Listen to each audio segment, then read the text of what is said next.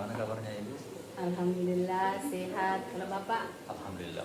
Alhamdulillah. Begini Bu, mohon maaf saya menunggu sebentar. Sebentar saya akan mewawancara Ibu beberapa menit. Di sini kami calon guru penggerak angkatan 7 punya tugas tentang praktek pengambilan keputusan berbasis nilai kewajiban sebagai pemimpin atau sebagai kepala sekolah. Jadi nanti saya akan menanyakan beberapa pertanyaan kepada Ibu dalam wawancara kita sebentar. Boleh ya Bu? Ya, silahkan. Oke. Tadi sebelumnya mungkin Ibu memperkenalkan diri dulu. Oh ya, terima kasih. Assalamualaikum warahmatullahi wabarakatuh. Nama saya Musnaini SPD MM, Kepala UPT SMA Negeri 40. Terima kasih. Baiklah Bu, langsung saja barangkali Bu ya. Kita masuk pada pertanyaannya. Untuk pertanyaan pertama, saya ingin bertanya Bu, selama ini bagaimana Ibu dapat mengidentifikasi kasus-kasus yang merupakan dilema etika atau rujukan moral? Rujukan moral. Ya, jadi dilema etika dalam hal ini adalah suatu tindakan atau sikap yang sebenarnya baik, tapi terkadang itu menimbulkan pertentangan. Iya. Nah, kita mengidentifikasi di sini bagaimana kasus itu ringan atau berat. Ya, kemudian dari rujukan moral itu antara benar dan salah. Ya, benar dan salah. Jadi kita lihat kebenarannya itu apa, kebenaran ini menguntungkan sekolah atau menguntungkan pribadi. Ya, jadi tentu saja kalau menguntungkan sekolah itu berarti itu adalah hal yang benar. Ya, kemudian yang salahnya itu apakah salahnya itu merupakan kesalahan atau pelanggaran dari tupoksi dari setiap sumber daya yang ada di sekolah. Selanjutnya Bu, bagaimana Ibu menjalankan pengambilan keputusan di sekolah ini, terutama untuk kasus-kasus di mana ada dua kepentingan yang sama-sama benar atau sama-sama mengandung nilai kebajikan? Iya. Ya, jadi kalau ada kasus-kasus yang seperti itu yang sama-sama mengandung nilai kebajikan, jadi tetap saya menitik beratkan kepada kepentingan sekolah. Ya, jadi selalu kepentingan sekolah. Ya, jadi mana yang lebih menguntungkan kepada kepentingan sekolah, maka itu yang kita dahulukan. Ya, jangan benar tapi itu hanya kepentingan pribadi, jadi itu kita tidak ambil. Jadi intinya mengutamakan kepentingan sekolah, kepentingan bersama ya. Betul, kepentingan bersama. Jangan hanya menguntungkan pihak tertentu saja. Iya. Oke Bu. Pertanyaan berikutnya Bu, langkah-langkah apa atau prosedur seperti apa yang biasa Ibu lakukan selama ini mengenai kasus-kasus seperti ini? Ya. Jadi misalnya kalau kasusnya itu berasal dari siswa, ya tentu saja ditangani oleh guru BK yang pertama. Ya, jadi dari guru BK, jadi guru BK menangani siswa tersebut.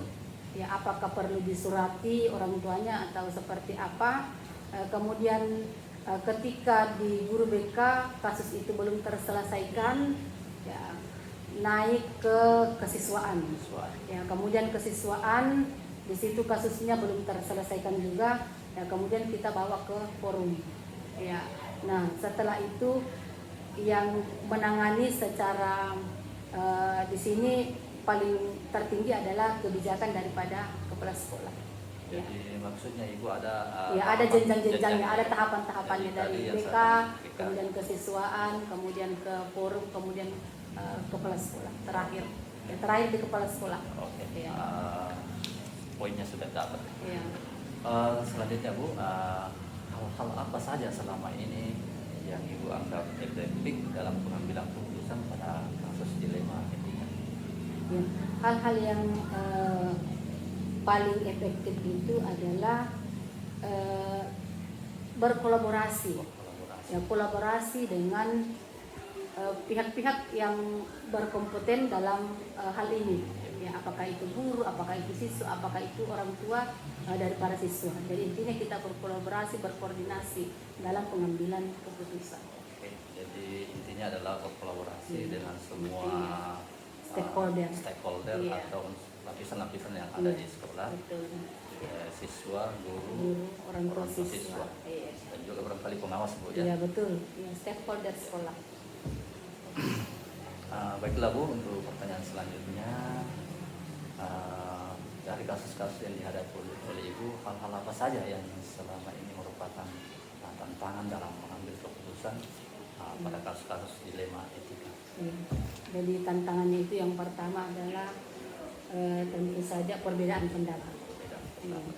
Karena terkadang guru menganggap hal itu adalah pendapat yang sudah benar, ya, tapi terkadang siswa menganggap itu tidak benar, ya, ataukah orang tua siswa. Jadi terkadang pihak sekolah mengambil keputusan dan itu tidak sependapat dengan orang tua siswa. Nah, bagaimana menyatukan pendapat ini supaya tidak ada pihak-pihak yang merasa tersakiti atau merasa dirugikan dengan pengambilan keputusan tersebut. Baiklah, Bu, pertanyaan selanjutnya, apakah Ibu memiliki sebuah jadwal tertentu dalam sebuah penyelesaian kasus dilema etika yang terjadi di sekolah? Tergantung dari kasusnya seperti apa. Jadi ada kasus yang harus diselesaikan pada saat itu juga, ya, tanpa jadwal, ya.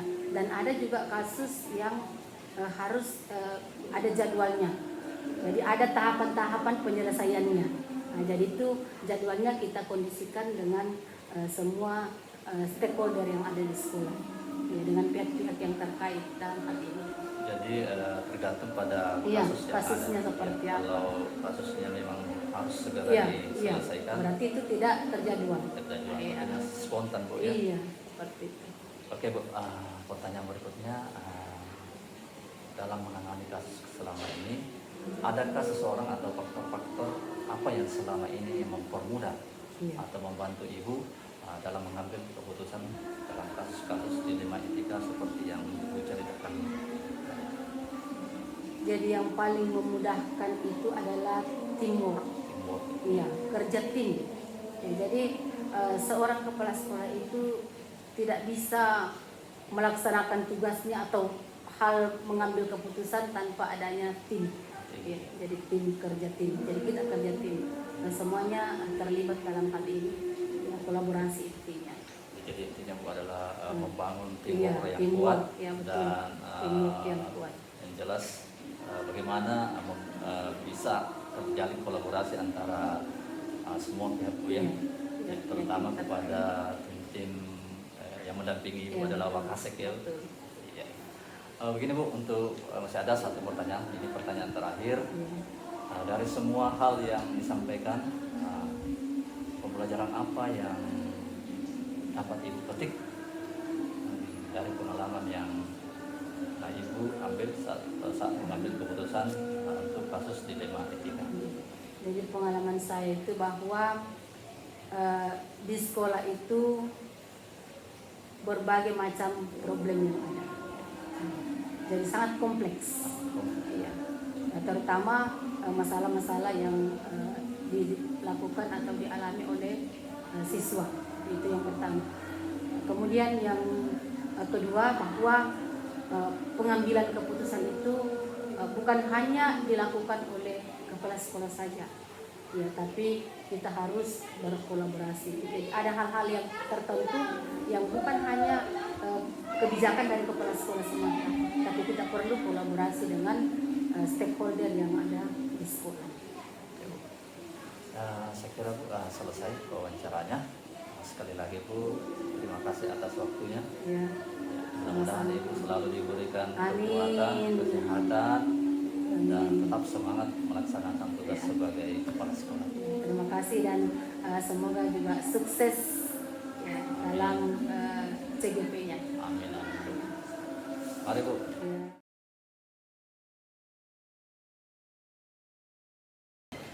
Assalamualaikum.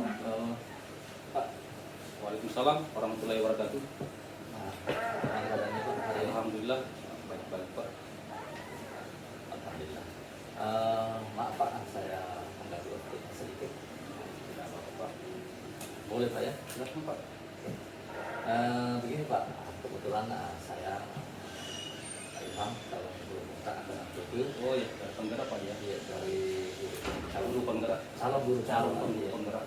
Guru Guru penggerak. penggerak Pak ya. Itu sementara pendidikan. Dalam hal ini ada tugas kami, yaitu tentang di LMS mengenai demonstrasi kontekstual.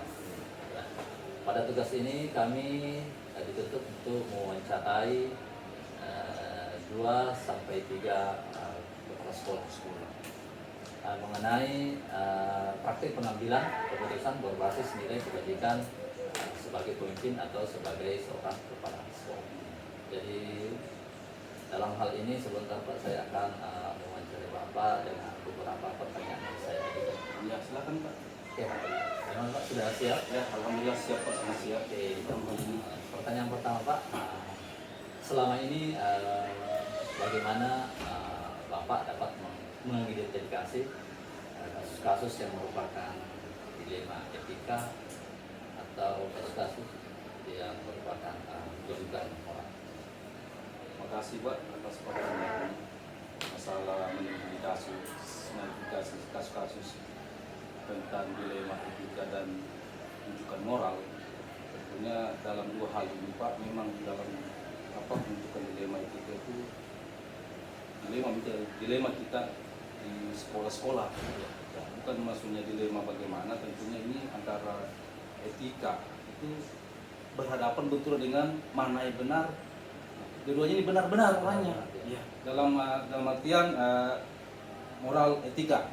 Nah, tetapi kalau dia dibujukan moral, itu kita bisa bilang mana benar dan mana yang salah. Ya, itu Pak. Nah, di sekolah kami Pak, tentunya di sekolah SMP YP Nolim Pak, itu kami tidak pernah melakukan mengidentifikasi Pak. Ya. Mengidentifikasi secara khusus. Tetapi kami akan mempelajari dan menyimpulkan terhadap setiap kasus yang terjadi Pak. Dan cukup kami mengambil kesimpulannya dalam melakukan suatu tindakan yang mana nantinya tentunya yang kami harapkan dari yang mana baiknya di sini Pak. Itu saja Pak pertanyaan dari saya. Oke Pak, jadi poinnya sudah didapat, berarti selama ini Bapak belum terlalu mengidentifikasi kasus apakah itu dilema etika, apakah itu termasuk bukan moral. Nah, cuma dalam hal ini sebenarnya Bapak sudah melakukan semua itu ya. Oke Pak.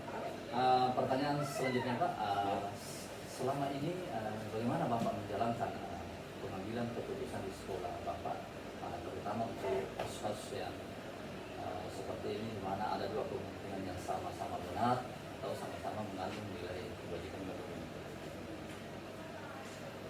Jadi begini Pak ya, jadi selama ini yang kami lakukan, jika diperlukan pengambilan keputusan, maka kami lakukan itu adalah terlebih dahulu melakukan koordinasi. Tentunya ada koordinasi atau musyawarah, musyawarah terhadap pihak-pihak yang terkait. Tentunya guru dan orang tua siswa. Langkah itu Pak yang dilakukan. Jadi maksudnya dalam menjalankan atau dalam mengambil keputusan tentunya Bapak membutuhkan yang namanya kerjasama dengan berbagai pihak. Iya, betul Pak. Tetap kami akan melakukan kerjasama. Selanjutnya Pak, langkah-langkah atau prosedur seperti apa yang biasa Bapak lakukan selama ini dalam menangani kasus-kasus yang ada di sekolah Pak? Jadi begini Pak, langkah-langkah yang kami lakukan ini Pak, langkah seperti apa yang dilakukan ya. Tentunya sekolah kami Pak, artinya langkah pertama itu melibatkan komite. Karena komite ini selaku orang tua siswa. Di mana komite ini untuk bercurah pendapat kepada orang yang dipandang lebih kompeten dalam kasus ini Pak. Itu langkah-langkah yang kami gunakan Pak selama ini. Jadi langkah-langkah atau prosedur yang dilakukan oleh Bapak di sekolah tentang dalam menangani kasus-kasus seperti dilema, etika, atau kasus pelanggaran moral, pastinya Bapak seperti yang Bapak sampaikan tadi bahwa melibatkan komite selaku orang siswa ya. Kira-kira dari pihak kepolisian pernah Pak? Kami tidak melibatkan kepolisian karena masalah ini saya rasa kalau masalah bisa diselesaikan sekolah kami selesaikan Pak. Kalau memang masalah ini sudah kelewatan masalahnya, baru kalau memang komite bersama orang tua siswa inginkan itu ya kan bisa juga melibatkan kepolisian. Oke Pak, lanjut. Pertanyaan selanjutnya adalah hal-hal apa yang selama ini Bapak anggap efektif dalam pengambilan keputusan pada kasus dilema etika? Ya, jadi hal yang dianggap efektif dalam mengambil keputusan Pak pada kasus dilema etika itu cukup kami mengambil itu mengumpulkan fakta. Yang pertama itu Pak, fakta yang relevan. Nah, artinya fakta yang relevan ini berkaitan dengan masalah. Setelah dilakukan pertimbangan yang matang, baru kemudian mengambil keputusan Pak. Kita mengambil keputusan dengan cara berpikir yang jernih. Oke, intinya fakta Pak yang relevan. Jadi mengumpulkan fakta sesuai dengan kasus yang ada ya Pak. Kasus yang ada. Baiklah Pak, pertanyaan selanjutnya adalah tentunya dalam menangani kasus, kira-kira hal-hal apa saja yang selama ini yang merupakan tantangan dalam pengambilan keputusan pada kasus-kasus dilema etika yang ada di sekolah Pak? Dalam apa ini Pak, di lingkungan sekolah biasanya itu memiliki tantangan. Yang permasalahannya di sini pada tantangan ketika berhadapan dengan guru sendiri. Artinya guru yang sudah paham dengan permasalahan tentang yang ada di sekolah. Terkadang juga Pak, terkadang juga kita di sini itu tidak sepaham. Nah, itu intinya di sini apa tantangannya di situ Pak. Ya. Ada salah satu teman kita tidak sepaham dengan ini. Jadi sehingga permasalahan ini terkadang biasa permasalahan ini tidak terlaksana. Rumit. Ya rumit. Nah, rumit permasalahan Pak. Nah, di sini tantangannya. Iya, karena mungkin Pak mereka yang senior ini menganggap dirinya lebih tahu, artinya lebih kompeten seperti itu ya Pak. Iya, betul. Oke. Lanjut Pak, pertanyaan berikutnya, apakah Bapak memiliki sebuah jadwal tertentu dalam sebuah penyelesaian kasus dilema etika? Jadi begini Pak. Lanjut Pak, pertanyaan berikutnya. Ya. Masih ada tadi, apakah Anda langsung menyelesaikan di tempat atau memiliki sebuah jadwal untuk menyelesaikan bentuk atau prosedur seperti apa yang Anda jalankan? Tergantung Pak. Kalau memang permasalahan itu mau diselesaikan tempat, kita selesaikan secara langsung. Tetapi juga ada permasalahan itu Pak, mau dibutuhkan musyawarah. Jadi dalam hal ini Pak tergantung dari kasus seperti itu, kasus bagaimana kasus yang ada atau yang dihadapi oleh Bapak atau yang dihadapi oleh sekolah Bapak. Jadi kasusnya kalau memang kasusnya langsung ditangani, jadi dapat direspon. Ya, dapat respon. Harus diselesaikan secara langsung. Berikutnya Pak, kira-kira adakah seseorang atau faktor-faktor apa yang selama ini mempermudah atau membantu Bapak dalam pengambilan keputusan